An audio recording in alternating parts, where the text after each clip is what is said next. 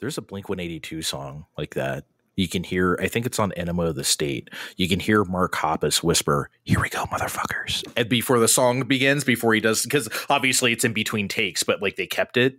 You know what I mean? I don't know why I always think of that. I always want to whisper, "Here we go, motherfuckers," whenever we start a thing. I love how that was a thing, especially on kind of some of those like pop punk records.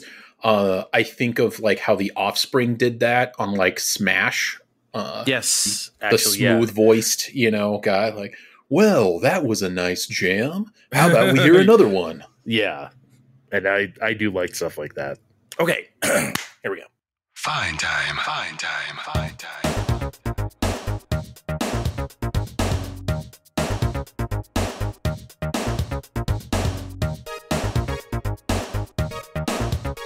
Hello, music people. It's your boy Dre, and once again, I am back with the Evan. I want to call you the Evan for some reason. The Evan. I appreciate that. When I jumped into this, podcast link to do the recording, I threw a different name in there, and I wanted to see if you would call that out or if you would even acknowledge that. So. I think it would be false advertising if I said Billy Zane is joining me on Fine Time right now. Yeah. And the last thing we want is a cease and desist letter from an actor of Billy's stature. So I don't think Fine Time has the right lawyers staffed on retainer yet to handle that caliber of lawsuit. We definitely do not. Our income is not very high. I don't think we can afford that yet. Okay, so we're here to play a little game. Shit, this is a game we've been playing with each other, oh baby, for how fucking long now? Over 10 years? This is just something we do. So basically, overrated, underrated, popularly rated. We throw at each other a popular song from history. I mean, it doesn't always necessarily have to be a chart topper, but it's a well-known song from past or present, and the other person says whether they think that's overrated, underrated, or properly rated in history. And we're just going to do that here on the air because it's fun. We just get to riff on whatever we want for as long as we want, and then we get to move on to the next thing. Obviously, we're going to hit our wheelhouse, a lot of 80s and 90s shit. We love to do that. Because we old. We definitely old, but hey, you never know what's going to come up. And so if you're not super musically inclined or just flat out want to quote unquote play along with the show, there will be a Spotify and a Tidal playlist of the songs that we mentioned today in the description of this podcast. So go ahead and check that out if you want to listen to the songs as we talk about them here. Then you can do that. By the way, we don't know the songs that we're going to say to each other. So this is not a predetermined Spotify playlist that I already made. So I'm speaking in future tense here. We are saying these to each other spontaneously. But of course, during editing after the fact, I will put together a playlist for you guys. And obviously, we can't play the songs here. That's why we're doing the playlist, because otherwise we'd get DMCA'd into the ground. And as we just said, we can't afford that shit. Could you imagine if Billy Zane got the DMCA? Yes. What the fuck? Oh my God. I don't have a podcast. It just showed up to his house in Pasadena or wherever he lives and just oh man, what the hell did I do? I'm on a Fine Time? The hell is that? This is not a fine time, sir. He throws his butler out like Jazzy Jeff getting tossed out of the mansion. Yeah. I like that the entire run of Fresh Prince, they never updated that shot. It was still from 1990, the entire run. It's oh man, this looks like hella old, but whatever. I guess that was part of the charm of it. Absolutely. Okay, I guess we can just get started here. Who wants to... Man, should I go first? I guess I'll go first. I'll set the tone, shall we? All right, let's do it. I think I know that you like this song. I'm not sure that we've ever really talked about it amongst each other. Most of the songs I know that I kind of know what you think, but this one I'm really not sure. But I want to ask you about Meredith Brooks. Bitch. Mm-hmm. Underrated, overrated, properly rated in history. Bitch. Yeah. That's a great one. I might actually say a little slightly underrated, I think. Interesting. Which probably sounds weird for a song that like obviously got a lot of visibility. Well, we know, as we know, like something can be a number one hit, but that like in time, it could be forgotten about or, whatever. So, maybe now in 2023, it's definitely might be underrated. Yeah, Bill, because I think that there are some things, that fall into that the category that I would put, bitch into, sort of that Lilith Fair, kind of category of things like, Fiona Apple and like, we're talking Alanis. You can't, go into this without Alanis, of course, Jewel, stuff like that. I think some of those artists, those like larger name artists, have kind of like, they have endured. In 2023, I think we're going to be talking about like Alanis, Jewel, some of these other folks. I don't know if at this point that Meredith Brooks is going to like get the shine that she maybe deserved for that song. Like even maybe Paula Cole might be outshining her a little bit here, which deserves the cred, but I don't know if Meredith is getting her plaudits for this one. I think one hit wonders are tough though. I think they always get a little bit underrated. I think I'm always inclined to side with them just because it's like, well, she just had the one song, and Paula Cole. Yeah. She didn't have like a whole bunch of hit songs, but that wasn't really the point. She was seen as like a, this artist, she was an album artist. She made this like meaningful music or whatever. Nobody ever thought of Meredith Brooks that way, even though nobody really said bitch like that on the radio. And, there's a music YouTuber I like. His name is Todd in the Shadows. He mentioned this before because he does a one hit wonder thing sometimes, and he did bitch before. He did bitch, and he said something really interesting about it. It wasn't calling someone a bitch like a Snoop song or something like that. It was, I'm a bitch. I'm this. That was the part that was challenging. He said, and it's true. Do you agree? Do you agree with that? 100%. I think one of the things that stands out to me is that this is an example of someone reclaiming a derogatory word that's been used against them, right? Like, and that's a thing that sometimes, just to be, real candid here, white America has often had problems with black folks doing that. Yep. Obviously with the N-word, like, well, how come they get to say it and we don't? Obviously, we know that's bullshit. But there's still like a class of folks who like to clutch their pearls at this behavior. And so this was definitely radical in a similar way. But to some extent, the fact that this was coming from, a white woman really allowed this to kind of like fly under the radar, and kind of helped push the move the needle a little bit. Yeah, it's true. So I guess overall underrated then? Would you say underrated a bit in history? Because I might agree with you. I think so. Yeah, I think a bit underrated because I do think also with that song, I mean, yeah, it's a catchy bop and that's great. We love pop hooks and good strong choruses and stuff like that. But I think the thing that is neat is that it really encompasses all of the things that are sort of encompassed with, kind of, I think, how society can view women positively and negatively in ways that women can view themselves. It's an interesting kind of take on things. Like, have you seen the Barbie movie? I haven't. Okay. I'm not going to like spoil anything, Barbie related here. There is an interesting moment in the movie where there is a dialogue about some of those, kind of conflicts and dichotomies on, well, you expect this out of women, but then you also expect that. And those things can be completely conflicting and that's bullshit that we have to like kind of carry that. Yeah. And so it's interesting that this is not positioned as a, like, I'm going to flip over the table and like, this is bullshit and has to stop. This is embraced as sort of a like, fuck you, I can be all of this and I don't have to accept this weight. you know, and Mm-hmm. it's transformative just in its acceptance, and almost weirdly in its refusal to even like get baited into the argument. It kind of just it paradigm shifts us. It forces us to think differently about it all. It started the argument. Right. I feel like nobody talked about it before. Not that the song was like the 100% catalyst for everything, but I'm just saying that like, yeah, it's not that the birth of really, feminism. Yeah, yeah. It just wasn't really talked about though.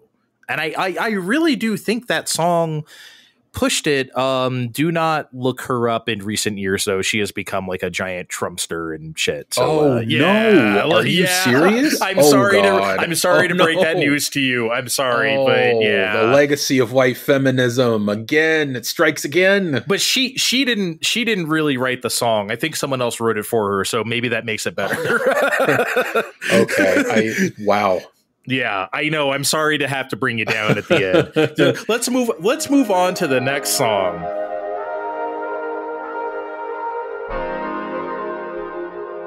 My turn. Okay, I am going to go with Dirty by Christina Aguilera. Oh, that's a good one. That's a really good one.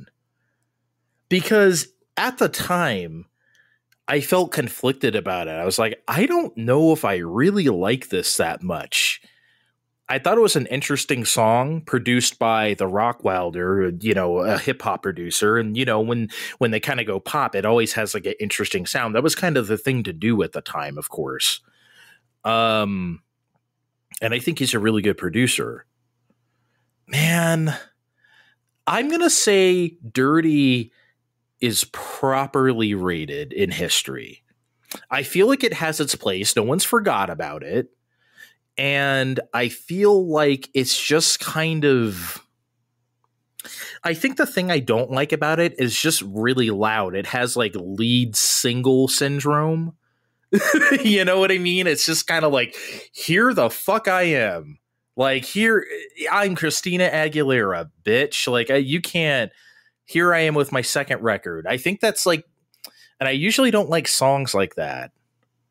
But this one kind of has a charm, don't you think? I feel like it's properly rated. I actually would agree on that.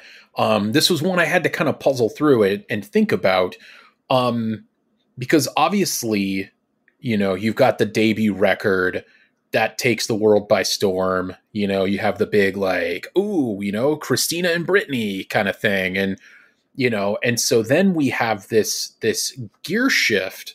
You know, I think she had like a Spanish album in between. Mm-hmm. And then we have the gear shift to, okay, I have arrived. Like, I'm going to be like, you know, sexy and lean into like, you know, I'm not just like this like teen pop princess. Now I'm like, you know, kind of like, I fuck y'all, you know, which is, it's definitely a shift, right? That's basically what it was, though. It was 4 years since her debut, and it's like, okay, now I'm a grown ass woman is what she was trying to project, you know? Right. Which to me is interesting. And it's interesting how, you know, how people can treat things like that and how we saw that sort of almost as like a formula. And it makes you think like, yeah, I'm sure there's like, for a lot of folks, this was like a natural byproduct and progression of the fact that you are literally aging in time as you're making this music. And then there's the question of like, okay, like to what extent is this like sort of a cynical, like, you know, market move and like, hey, we need to like sex up your image and like that's going to sell more records. I think it's like, both. Yeah, I think it's both.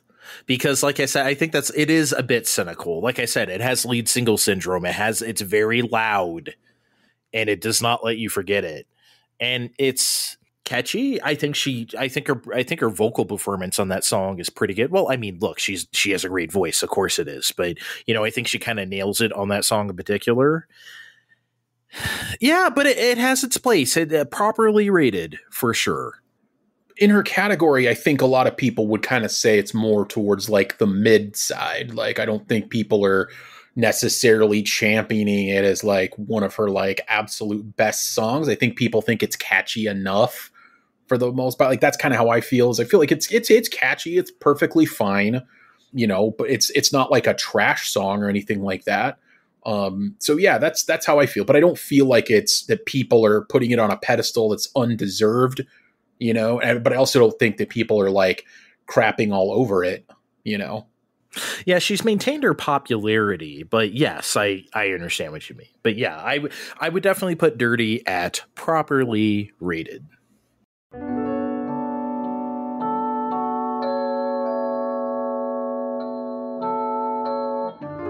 Okay, let me ask you about this one, because this is a song from the part of the 80s that I don't typically like, that you like more than me.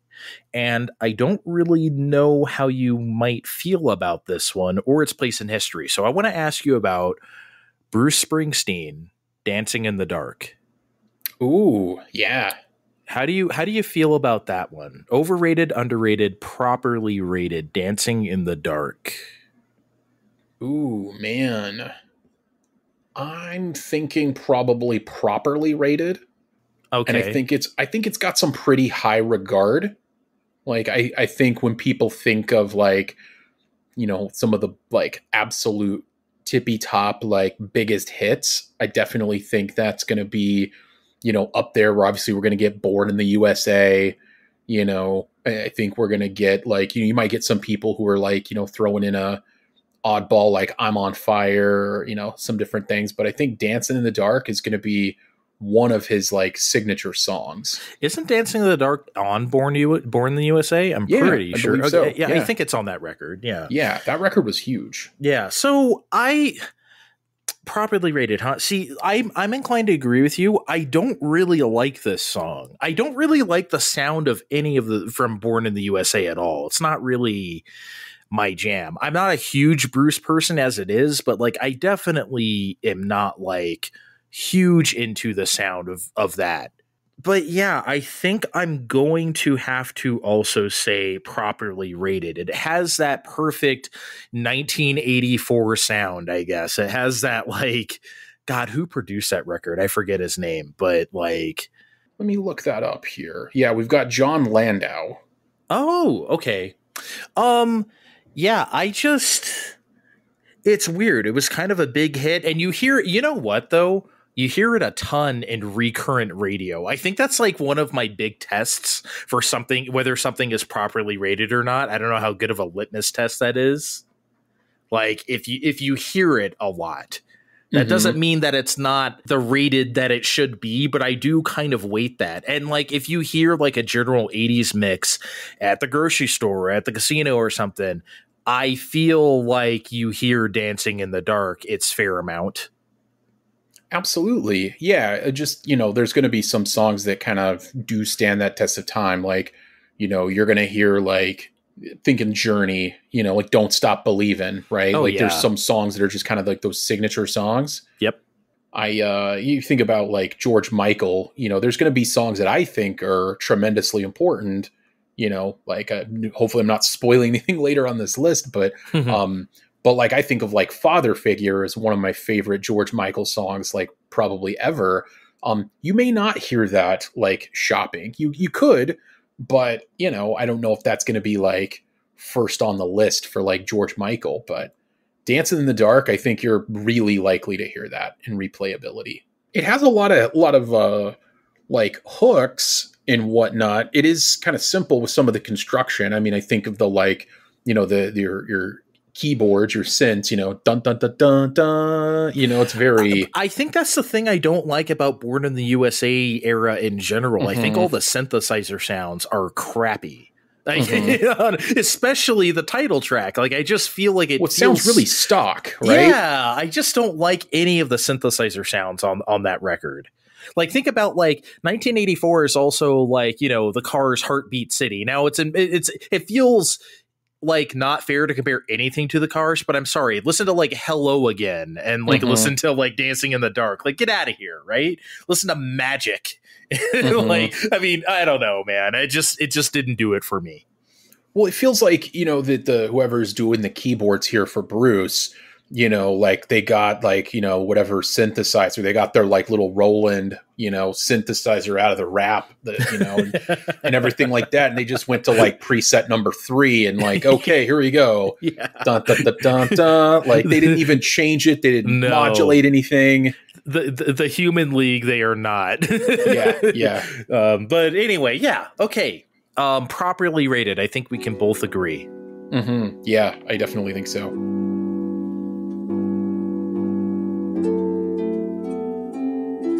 I'm going to take a turn here. We're going to take we're going to shift gears pretty substantially. This is going to maybe be a little bit of a curveball. Uh-oh. This came up just for some weird reason in my field of view. And I was like, this fucking song, I'd forgotten about this one for a while. And I was like, I'm going to go with Low by Cracker. Oh, man. I love this song. Oh, man. That is... You just made me really happy. That song is like the essence of the 90s, right? Oh, like, it so is. Oh, man, I love that song. Because how many people could even identify the band or might think that it's like one of 7 different bands? Yeah, that could be 7 Mary 3. That could be Candlebox. That could be... No, man. You know what? For the kind of hit that it was, not humongous, but popular enough to be considered one of those 90s alternative rock hits, I'm kind of skewing underrated, but actually I do think it's properly rated. If that might be kind of a boring answer, I do think that people give it its due. Like my face just lit up when you talked about that song. And I think if anyone hears it, again, if you don't know what that song is, go ahead and click the Spotify or Tidal playlist in the description and give it a listen. Man, that's the 90s right there. So yeah, I think it's properly rated. It wasn't a huge hit. It never crossed over to like pop radio or anything. Not that I ever thought it should have. It has its place. Is Cracker kind of a one hit? Did they ever have any other hits? I don't really think so, right? I don't think they did either, to be honest. So if we're gonna put them in like the one hit wonder category, yeah, I think it's properly rated, honestly. Okay. I would also agree with that. The only thing that I think that I was wavering on a little bit with that was maybe like the recognizability of that. Like you can recognize it, you know, by ear. I think that's that's what maybe makes it kind of cuspy. You can name that tune in one note. Like, yeah. You know, like you hear it comes on. It's like, oh yes, this is it, you know? Yeah, you can. That's the thing that was interesting. It came into my field of view. I listened to it. I was like, this song. Yeah, that's right. And then I sent it to a few people and they were like, oh yeah, I haven't thought about this song in forever, but they also lit up like, oh yeah, this song. The verses of that kind of almost make me think of Tom Petty a bit. Like if you told me that like Tom Petty ghost wrote it, I would be like, yeah, okay, sure. Well, that's funny because Tom Petty had his like 90s comeback around that time. Right. If you remember. Yeah. So. And so there have been times, I'm not going to lie, where like I've kind of like almost mentally been like, is this like a Tom Petty song? Like, no, it's fucking Cracker, you know? Yeah. No, man. That's a great song. Yeah. Definitely properly rated in history. I don't think it should be like considered like one of the tip top 90s hits or anything like that. That's why I can't say it's underrated. Maybe slightly underrated. If I'm going to lean somewhere, obviously underrated, but maybe just slightly. Maybe it should be a little more known. But that's but honestly, I feel like that's because Cracker isn't really well known as a band. Right. Yeah. I mean, I think unfortunately, like if you were said Cracker, people would be like Uncle Cracker? Or like, did he change his name? Like, you know, like the Dixie Chicks becoming the Chicks, like did for some reason he like compressed the name. Yep. I bet you would get people who would legitimately wonder that because otherwise like you're going to be going, who the hell is Cracker? Yep. And I don't know, like, and I'm sure there's like a lot of 90s bands that kind of fall victim to that, right? Like, you know, think of like, Marcy Playground, Sponge, all these different groups, they're going to fall into that category. Oh, man, Sponge. Jesus Christ. Yeah. God damn. I love their one song, too. Jesus Christ, that was a great song. That's one of my favorite, 90s, alt-rock songs. Plowed. Oh, God, that may be, when I think of, the 90s, that makes, probably my top 5. And I know it's a weird one-hit wonder, but it makes that for me. No, that song is that good. That song is fucking excellent. Jesus Christ, man. Yeah, and it's great that some of these bands were able to eat off of that forever, right? Yes. You think of Local H, with Bound to the Floor, and it's I'm glad that these guys were able to make their mark and get burned into our brains, even if that's the only Local H song, they're able to tour off of it. So yeah, I hope Cracker is alive and well.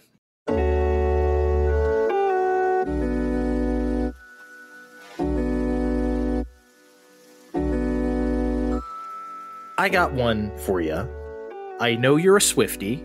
You love that Taylor Swift. I do.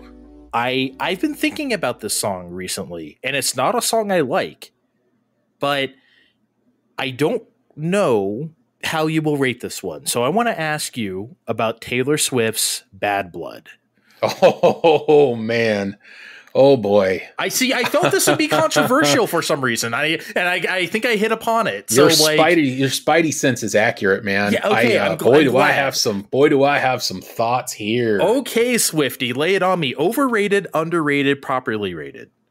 Oh God, overrated, massively overrated, massively. Okay. Oh man. Okay. So to explain this is I'll try to give you a really quick summation of some of my journey into Swiftiedom and a bit of my perspective on Bad Blood. So I never took Taylor Swift all that seriously, to be honest, which sounds absolutely gobsmackingly stupid in retrospect, as I've become a major Swiftie who's very familiar with most of the records, all but the first couple of country records. And I'm going to make my way back to that side of the discography soon. I just haven't quite gotten there yet. But I'm very familiar. Didn't she just do a Speak Now Taylor's version or something? Mm-hmm, she did. Yeah. Right. Okay. That just got re-released. Yes. That's on my docket. Okay. So for full disclosure, I went to the Eras tour. It's the Seattle date in Lumen Field. Was lucky enough to score cheap floor seats. Insane. So yeah, full Swiftie, right? So I never took Taylor Swift particularly seriously. There's some pop artists where it's their music just isn't really resonating with me. I recognize their impact, that they're popular, but it's just not doing much for me. Katy Perry's kind of like that for me, where I like a couple of songs. I really like Dark Horse. I like Teenage Dream. There's a couple that I'm okay, these are pretty good. I like Roar. And that's about it. And it's I'm never going to go pick up a Katy Perry record and really dive in. And I think E.T. kind of slaps, but that's about it. I'm not really into, I don't really get it. It's just whatever, right? And so I kind of felt that way about Taylor Swift. And a large portion of that was some of the hits that I'd heard. I heard I Knew You Were Trouble, When You Walked In. I heard Bad Blood. And those songs just weren't particularly resonating with me. And so long story short, my fiance, Stasha, was you got to roll up your sleeves and dig into this. And so, we started listening to Taylor Swift. We listened to the Folklore, Evermore stuff. Then we listened to Midnights when it came out. And then we went backwards to 1989, Reputation, Lover, etc. And so, I was just to be totally clear here, Bad Blood is on Reputation, right? It's on 1989. It's on 1989. Okay. Yeah. Max Martin, produced a good giant chunk of that, Shellback. And so my thoughts on Bad Blood to focus in on the song now. So I have thoughts on it as it relates to the song and then as it relates to Taylor Swift. And so I'll start with just the song itself. I've never liked the song particularly. And I couldn't ever really put my finger on it until I really started thinking about it and noodling it. And what I've come to the conclusion on, it is the musical equivalent of veg booking. And I can't stand that shit. you know, it's, and here's the thing. And this leads to my point about it as it relates to Taylor Swift's overall discography. Taylor Swift is a brilliant songwriter who uses really cool, complex imagery to like tell stories and to paint pictures. And she has like really cool lines. And then we have this bullshit Bad Blood. Like, you know, so now we've got Bad Blood. We used to have Mad Love. And it's like, and I was always like, what the fuck is this song about? She's saying nothing. Is it about Katy? Is this before the Katy Katy Perry fucking beef? Perry? It's the Katy Perry beef. Is that what it is? Because about. I thought 1989 was like before that, but I guess not. I guess that's where it started, was Bad Blood. Yeah, apparently, like, I like did this when I started going down the rabbit hole. It's like, what is this stupid song even about? And I was like, oh, it's about a beef with Katy fucking Perry. You know, I guess there's like some like talk, like, you know, in these circles about like Katy Perry apparently like for a tour, like seemingly like deliberately poached some of Taylor's like backup dancers and other shit. And like there was this like, and, you know, made some snide comments and this, that, and whatever else. But like, my thought is for one of the most evocative songwriters and people who likes to speak on their experiences directly, like she's willing to go roll up her sleeves and get very personal about all these like, you know, romantic relationships she's had with guys. And then we have this like beef that she's having with another artist. And it's like, now we decide to go super vague. Like, it's like, call her out, say it with your chest, man. Like, let's get beef. Let's do some Biggie and Tupac shit here. Well, that's what I was going to say. Is this supposed to be like Jay-Z Nas beef or something? Right, or is this supposed to be like, you know, it's weird. And I don't really know how you do that stuff. She probably just shouldn't have even, I feel like. I'll say this just to cap off, because you said it better than I ever could. Yeah, I think Bad Blood is overrated because I think it's beneath her. Yes. As an artist. Yes. There's the same way I think I Just Called to Say I Love You is overrated, like one of the most overrated songs of all time, because that is so beneath Stevie Wonder as an artist. Oh, absolutely. It's so beneath him, you know, and that's kind of how I feel about Bad Blood. It's overrated. Yeah, it's like, Stevie, like you just called to say, you know, it's time to get paid. Like you're dialing it in. You were literally dialing in on the phone and at the studio. I just called to say I have a #1 hit now. Yeah. Yeah. Okay, thanks. Because I figured you'd have thoughts about Bad Blood, and I was correct. Well, it's funny. I would have had thoughts really about any of these, but like that's one of the Taylor Swift songs I have the like. I largely have extremely positive views about Taylor Swift's music. She's saying something, not this like, well, you know, we used to, you know, now we've got Bad Blood. We used to have Mad Love. It's like, well, what happened, Taylor? Like, paint me this picture. Can you imagine if like Hit 'Em Up had been like written like Bad Blood? How fucking bad that would have been.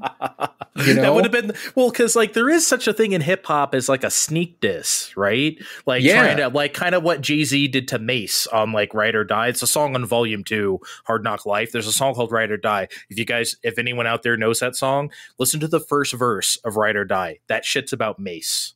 He eviscerates Mace over a Bad Boy beat. Stevie J produced Ride or Die. Like, that was a Bad Boy producer. It was incredible. That's the best sneak diss of all time. So if you're going to do that shit, you can do it, but you can't be like, we used to have Mad Love and then like leave it at that. Yeah. Anyway. Ugh, beneath her. Abso-fucking-lutely beneath her. Okay. Overrated. Definitely.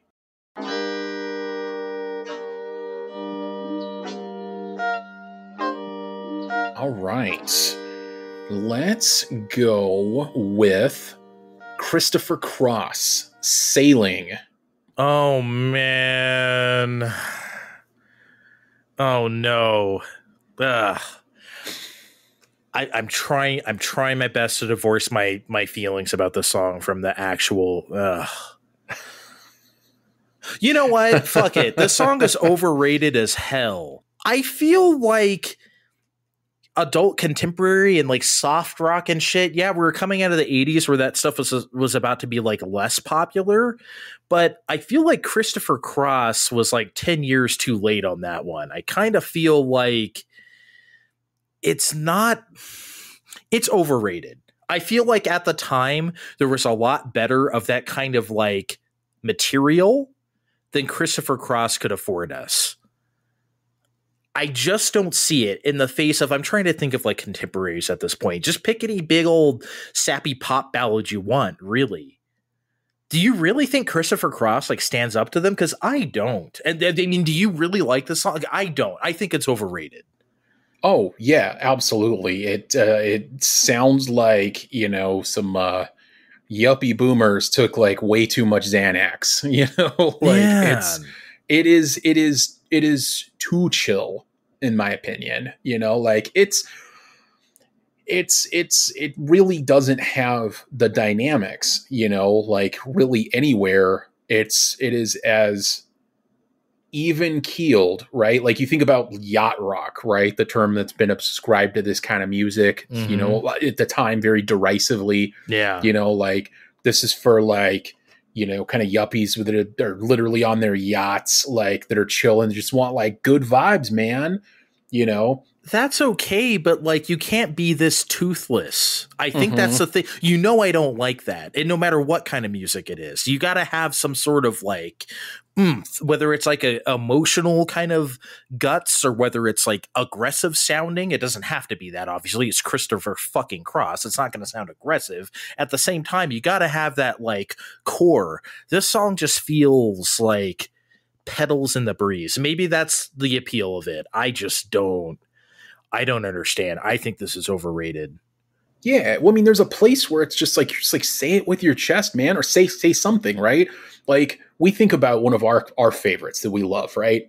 In the House of Stone and Light. Oh, I love that song. Says it with its chest, though, right? Like we literally have that, like you know that like pan fluty kind of thing or whatever that's on it. Yep. You know, and he's like, you know, go and like ba da da da da. We love that song because he goes all in. It goes all in. Like if you're gonna do that sappy shit, you go for it, and I'll be there for it. What's that fucking sappy Bryan Adams song we love? Have you ever really loved a woman? Oh, you remember that one? Yeah, I fucking love that song because he goes he goes all for it. He has a Spanish guitar. He has the whole. He does the whole bit. You know, and it's like, okay, you know, you could think it's cheesy, you could think it's sappy, but you know, he's doing it. You know, you don't have to like it, but this is peak male performance. But it just, yeah, the Christopher Cross, I'm sorry, no thanks. No thanks to sailing. Overrated. I would agree. I absolutely would.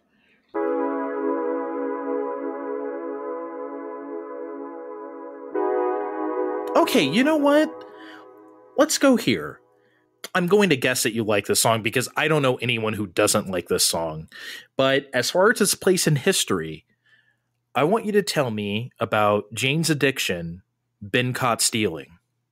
What do you think?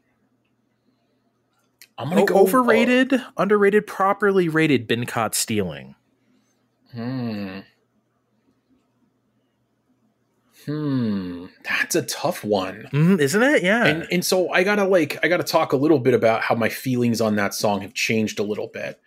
I remember that weird ass video,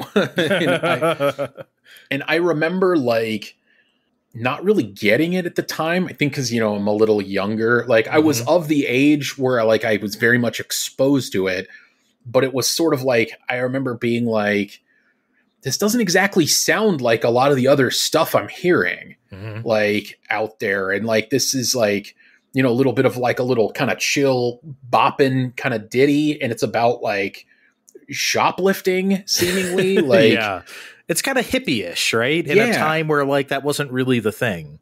Yeah. So I remember just being like, I don't know exactly what this is and how I feel about it.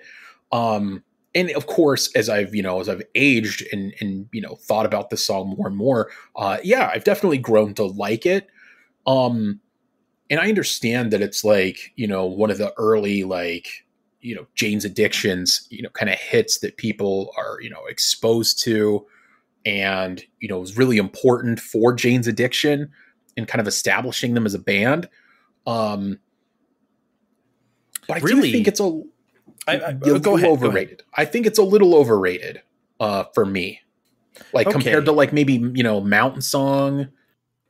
Okay. I think that's the name of the song. Is it Mountain Song? Yeah, It's there's like some, coming down the mountain. You know? I guess if you want to play hits, you could say Jane Says or Yeah. Oh, yeah. Of course. How did I even forget? Like Jane Says. You know. Yeah. I almost feel silly. Like I was like, I know it was that they've had another hit. I'm like, what am I missing? They've here? had Yeah, plenty. Jane Says. Mountain Song. Mountain Song isn't one of my favorites. I mean, who doesn't like Jane Says unless you're insane? Mm-hmm. Yeah. You know? Oh God! Speaking of like those, like the late '80s alternative being influenced by REM, like holy shit, Jane Says, like get out of here. Oh yeah, absolutely. If that song were on Green, would anyone even bat an eyelash? Like get out. No, like, Michael Stipe could absolutely cover that. Like they could have covered. That could have been an REM song. Absolutely, easy. You know, I'm gonna have to disagree. I think Been Caught Stealing is underrated. I think that song is so good. I think it's one of the best songs of its era, really. I love Been Caught Stealing. I've always loved Been Caught Stealing ever since I first heard it. Like, I just think that song is perfect. I think it has that perfect sort of, it's not a jam band song, but it has a little bit of that flavor, that sort of hippie-ish flavor, if you will, if you know what I mean. And it carries that spirit, but not in a kind of obnoxious way like the Spin Doctors did or something. You know, it's just, I just think the sound of that era wasn't really typified by that kind of thing anymore. Cause you know, like late 80s alternative, you know, it wasn't really sounding much like the 90s unless you were like the Pixies, right? Or something like that. So I just think that song is super important. It really bridged the decades. I think that song came out in 1990. I think it's just the perfect cusp of a decade song that I think bridges it. And I don't know. Yeah, I think it's underrated. Interesting. Yeah, and I do disagree on that. I think it's a little overrated. I mean, and for me, I think what makes it, maybe some of my own personal feelings on the song are like influencing it. Musically, it's a bop. It feels to me a little bit like, what's the U2 song? I think with I think for you, it's like, I still haven't found what I'm looking for. You're just song. Like, this song just never really goes anywhere. I think for me, musically, it's, you know, we've got this little like loop just keeps looping and looping and looping. And then we do get to parts like where we get to, walk right through the door and it's kind of like stops. And, we hit our loops. And then it's like stop. And then we kind of resume. And so for me, it's like a tire that's spinning on like a really short revolution. But I think that's why I like it. It's almost like a Prince song where it like rides a groove, in my opinion. I kind of put it in that same category for me. Like Housequake or Alphabet Street or like any of that late 80s like Prince shit. I don't know. For some reason, I don't know if he was directly influenced by that, but that's kind of like what I'm reminded of when I hear that song. Yeah, I don't know. Underrated for me, but yeah. So interesting. I didn't think you'd go overrated though. Interesting.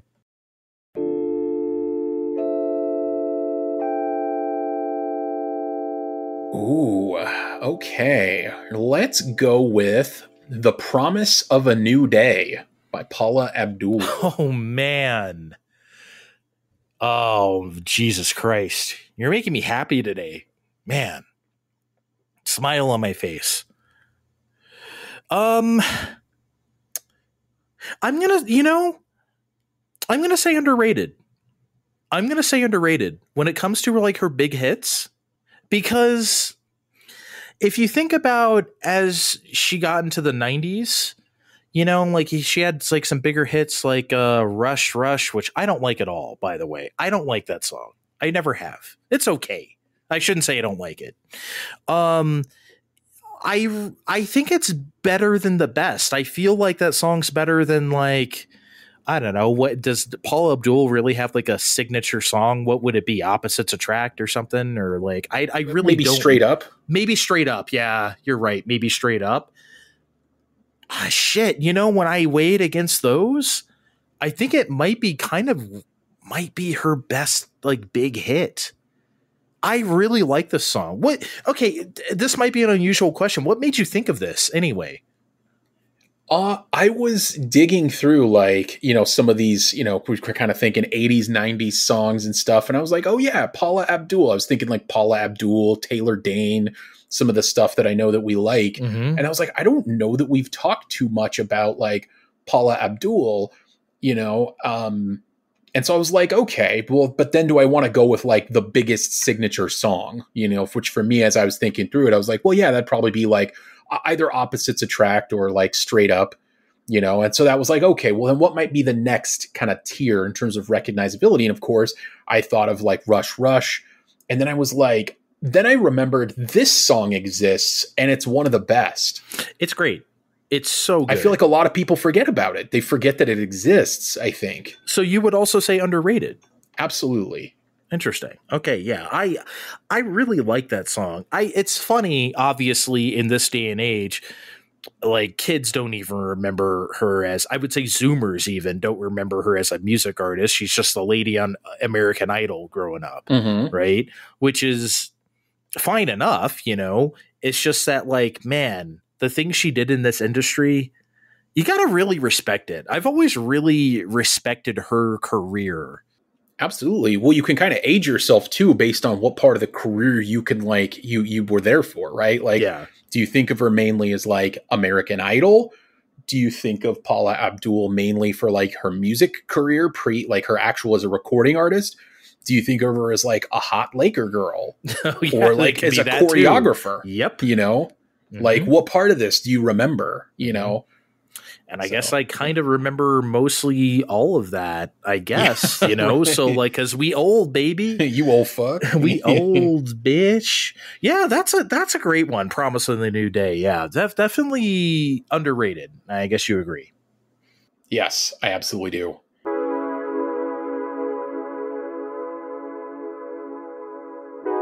I want to ask you about a song that when growing up, I did not like the song at all. And now I kind of do, because maybe I'm just an old fucks and I just get it. But I want to ask you about Loverboy's Working for the Weekend. Ooh. Because I tell you what, I came around on this one. I used to hate this song. I would have definitely said overrated as hell. But I want to ask you first, overrated, underrated, properly rated, Working for the Weekend. Tough, huh? My gut instinct is maybe to say, I want to say properly rated. Okay. That's kind of what I'm thinking, which I think it's viewed positively. I don't think anybody has any beef with that song particularly. I don't know if that song has ever really been polarizing. I know we've talked about like there's some songs where it's just like, you're going to get some different views on like, we built this city on rock and roll. Oh, just awful. Yeah. Song. We're going to get some people that are going to like have some opinions on that. Right. We're going to get some opinions on, The Boys Are Back in Town, Yuck. Right. And, the interesting thing is I can like, when I'm thinking about Everybody Is Working for the Weekend, I think of The Boys Are Back in Town. I think of like some similarities in terms of like that kind of like approach that almost, I don't know, it's almost of an era where it kind of feels like that Cheers, like, hey, we're done with work. We're going to go get a drink. It's like time to kind of hit the town a little bit. Like whether it's the boys being back in town or we're kind of working for the weekend. Like, I don't know. There's a energy there that kind of feels similar to me. I know you know me well enough at this point. There's a part of the song I like the most. Can you tell me what it is? I don't know if I'm like familiar enough with like I mean, I know the song because everybody knows the song, but I don't know if I'm like the chorus beat. You want a piece of my heart, I love it. Oh yeah, that sends me that sells me after after the chorus A, you get there and then I'm like, oh okay, I get it now. Everything else makes sense because of that. I think fair. it completes it completes the song. Whereas like before when I was younger, I'm like, I hate this. You know? Do you think you could have been maybe converted on The Boys Are Back in Town if they would have done like that similar technique? Yeah. Because The Boys Are Back in Town is a little too one note for me. It doesn't quite. It's like you were saying about Bad Blood. It's just so fucking one dimensional, and that like what you hear is what you get, and that is it. You know, and I don't hear anything else on Boys Back in Town. Working for the Weekend, though, I don't know. There's something about that like 80s, especially mid 80s, kind of like working class schmo kind of like feel to like a lot of those songs. A lot of them are about working 9 to 5, or I can't wait for the weekend, or it's Friday, or it's like oh no, I don't know. There's a lot of those kind of songs where I'm just like I don't feel it. I can't relate. But this is one where maybe I still don't, but musically it's great. And the synthesizer sounds are great. It has those like press your luck synthesizers that I, that I really enjoy. They're so loud and domineering. I can't help it. Wins me over. I love that. Yeah, I think that's fair. And I've always liked the song. I just don't know. I don't know if I would say that it like deserves to be like part of my test here is do I think that like more people should be singing the praise of this song? Like, do I think that it's undersold, or that if you put it in front of like a panel style, like, you know, hey, how do you feel about this? Sort of like, let's heat map the sentiment of this song. I think a lot of people will be like, yeah, it's a perfectly fine song, which to me is calibrated like pretty fairly. Like, I think it's a pretty fine song. I don't think it's one that should be like, you know, on everybody's like top 10 songs of the era. I was having this conversation with somebody. I saw a clip of Rick Rubin talking about how he edits down or helps artists edit down, you know, records. You know, because a lot of artists, they'll do the like, I wrote like 25 songs. And it's like, well, how do we reduce it from 25 to like 10 or like 12, something like that, right? And one of the ways that Rick Rubin does this, I thought this was cool, is he goes, okay, gun to your head, what are the 5 songs that we absolutely have to keep? And then once we've picked out like these are our life jacket songs, these are our babies that we're putting in the lifeboat, you know, then what are the other 5 songs that we can get, or 7 songs that best go with these 5 that tell a story or fit a theme, or, you know, whatever, right? That kind of a thing. But you start with the essential core, the 5 you have to have. And so when I'm thinking of the 80s, you know, kind of conceptually and like these sorts of songs, do I think that this is something where it's like, this should be bumped up and should be viewed as like absolute essential lifeboat sort of style song? I don't think so, but I also don't think it should like be shit on either. And I don't think that it's in the lifeboat unfairly. But I think it captures a part of the 80s, especially mid 80s, like yuppie zeitgeist that I think is like essential to that era. So I might slightly disagree, even though I don't really like, okay, I still don't think the song is like tip top or anything, but I think it captures such a moment and a vibe of that era that it's really hard to disagree with. I just think I think it's properly rated. I don't think it's underrated or anything. I think it is exactly where it should be. I just don't, you know. That's fair. And I think you make a great point about that. Like, you know, sometimes when we talk about music, you know, it's be interesting to kind of place it in its cultural context. And like, you think of like sort of the stereotype of kind of like the, you know, Coke fueled like Reagan years and all of that, you know, all of that kind of stuff. And it's like the grind mentality of that. Like, yeah, okay. Like I can see some arguments to be made there. Okay. Yeah. Okay, so properly rated, you'd probably say about the same then. Yeah. Okay. Young Gen Xers hitting the workforce. Yeah, see, that's what it is. That's what that song is to me. I think that kind of matters.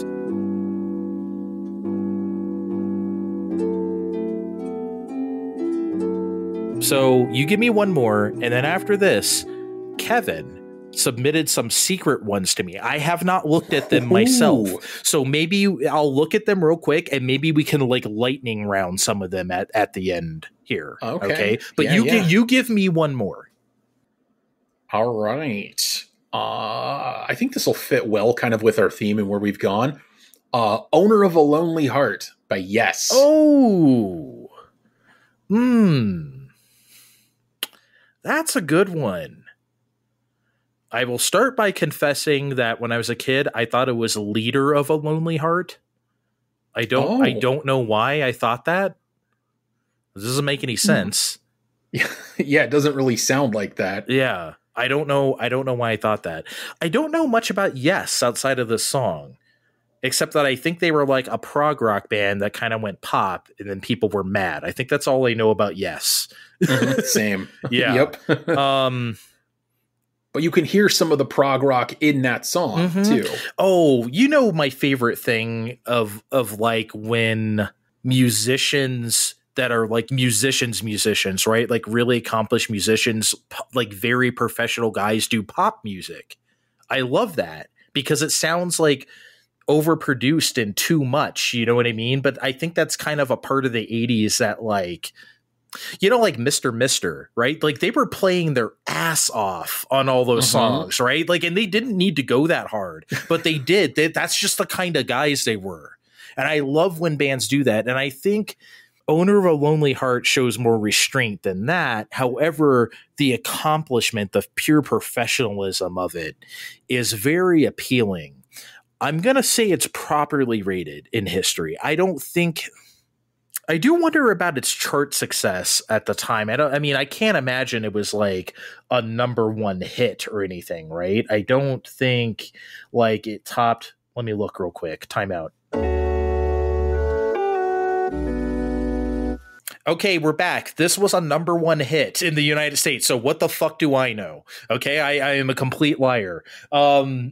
So yeah, I'm surprised to see that though. Because what even genre would you call this? It's kind of slightly R&B-ish, and it's like proggy still, as you said, and it's like somewhat, I don't want to call it like art rock, but it kind of has that vibe, right? It's a weird one. Yeah, I don't know. It is weird. It's a weird song. Owner of a Lonely Heart. Yeah, I would say properly rated. What would you say? Yeah, I might go slightly underrated, because, you know, with all of that, like that proficiency, with all that professionalism, I think it almost like sneaks some of that in under the radar. Like, I think maybe it deserves a little more credit for like getting us to eat some of our like musical turnips, like served in the ice cream, or it's almost like, you know, you feed a cat medicine by like putting it in the, you know, in the wet food or whatever, you sprinkle it in. It's like, we got our dose of, you know, of some really like interesting stuff in that mix that like we could have just had a very straightforward, you know, kind of pop song.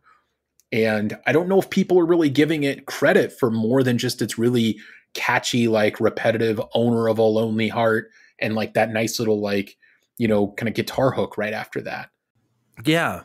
I completely agree. I got nothing. Yeah. What a great song.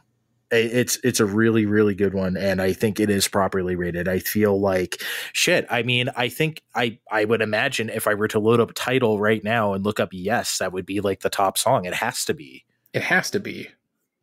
There's just no way it could be anything else. Okay. So let's finish this up with a bit of a lightning round. Like I said, Kevin submitted some to me. I haven't looked, and we'll see if any of these are suitable for our purposes. I'm sure they will be.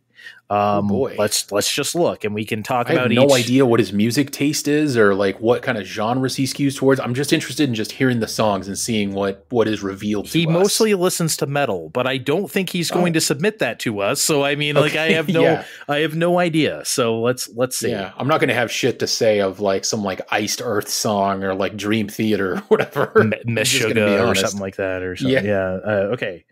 Here we go. I'm going to look right now. Oh, okay. Let's do this one. Forgot About Dre. Dr. Dre featuring Eminem. Forgot About Dre. Underrated, overrated, properly rated. Ooh, I'm gonna say properly rated. And properly rated is excellent. Yes. Yeah. I think everybody loves that song. Everybody recognizes how important it was for Dre's career. I think everybody realizes how important was for Eminem's career. And some of the lyrics on that song are just still to this day like goddamn. I think it's one of Eminem's best verses ever. It is ever spit out. It is so fucking good. Every syllable is perfect. That guy didn't miss, man. And when he was on someone else's shit, he didn't miss. I don't know if you've ever listened to the Jay-Z album, The Blueprint. But like, okay, yeah, the only guest verse on that whole album is Eminem on Renegade, and he kills it when he knows it's his time to be like, okay, I need to do this shit. He did it, and that shit is so good. And Forgot About Dre is another one of those. Like I think I would probably say slightly underrated because I think it is obviously has a place in history, but I think it deserves it even more. I think it deserves to be even more elevated as it is.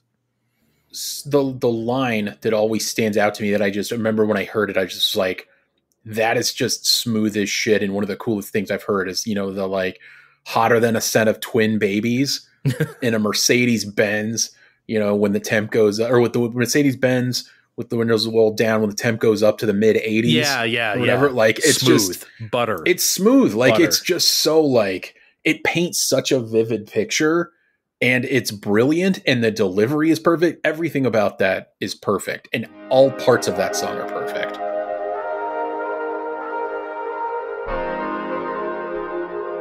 Okay, he has another one here. Red Hot Chili Peppers, Dani, California. Overrated, underrated, properly rated. Ooh, that's a tough one. I'm going to say overrated. Okay. Slightly, not by much. I think it is slightly overrated. I can't believe that song was that big. Like, I mean, it was just like, man, it was inescapable. It felt like it was anyway. I was like, okay, look, it's good, but come on. Like, especially when like talking about the canon of Red Hot Chili Peppers, it's good, but slightly overrated for me. Yeah, I think for me, what's hard about that, what makes this difficult is the fact that I really like the song. And part of why I like the song sort of transcends the song itself. Like the music video is super in alignment with the song, and the song, as a music fan, I immediately understood as a love letter to music, right? Like you have a little solo that is like an absolute love letter to Jimi Hendrix, which is really cool. And anybody who's like listening to like John Frusciante, like and following sort of the music arc of this band, can hear those like 60s influences, the verses, the bopping verses that are, I swear to God, like straight ripped off from like Tom Petty, like Last Dance with Mary Jane. It's the same thing. It's the same fucking thing. That's exactly what I thought of when I heard that. How could you not? It's a love letter to that music. And I appreciate bands that do that. It's fine. I don't think it's like, I didn't really think it deserved to be that popular. I was taken aback, Anyway, yeah, slightly overrated for me. Would you say properly, I guess, then, by the way you're talking about it? I would say properly. It gets Dani, California gets a little bit of lift, I think, for me, because they acknowledged it with the music video, and because which tells me, yes, this was intentional. This wasn't you just copying off of somebody else's homework. You were truly paying homage to this thing, and you acknowledged it. Okay.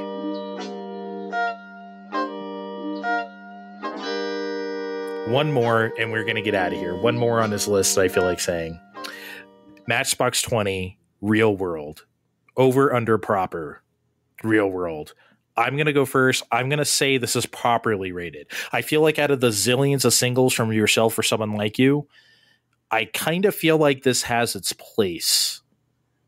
And it was popular enough. I remember that wasn't that the bowling alley video, right? Yeah.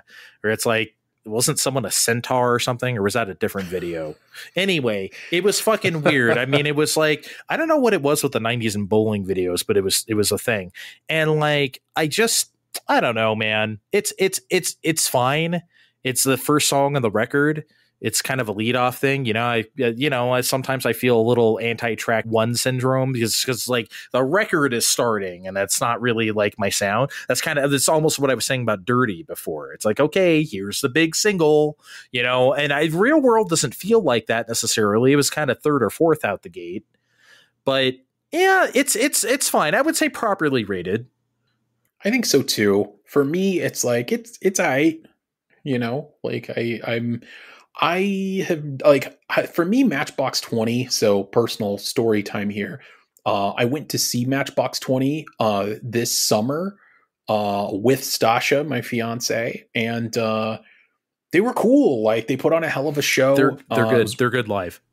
It was one of those where it was like, I probably never would have gone on my own. And I think we talked about this, that I was kind of surprised at like how many people were showing up to Matchbox 20. I guess I just didn't realize the impact that had on like, especially like legions of ladies, especially. I understood Goo Goo Dolls and Iris and like Dizzy Up the Girl and like shit like that. I did not realize Matchbox 20 was like that. Yeah, they are. Dude, or yourself or someone like you probably went diamond or something. I mean, that shit was so popular, I know, and it was just nuts. Like, I didn't realize it was a fucking diamond record. I was kind of shooketh. I was like, really? Dude, that's how I felt when I first discovered like Slippery When Wet was like a diamond record, or like, you know what I mean? It's like, yo, I didn't know white people liked it like this. Like, that's crazy, You probably had that moment about like Matchbox 20, I did. Yeah. I mean, and I thought it was fine, like this.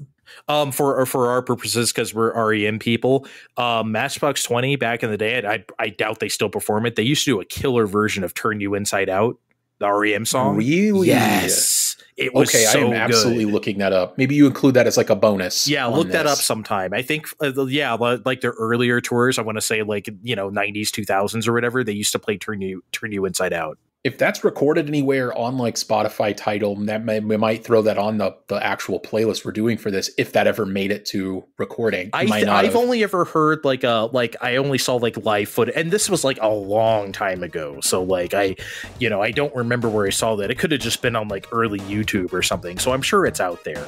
Okay, well, you know what? We're gonna obviously have to make this a thing. We're gonna have to do this more often. I don't know about you, but I have a lot left on my list here. So I'm sure I'll add to it and we'll have to do this again. Absolutely. No, you cannot say that on Fine Time. Get out of here. Cut his mic, everybody. Security. Fine time. Fine wine. Oh my God. Wine. Like, I'm just getting bounced from here comes the dead Dazzy Jeff. Toss out the door. Join us on Twitter at Fine Time Podcast. See you next time. Bye. We'll see you next time.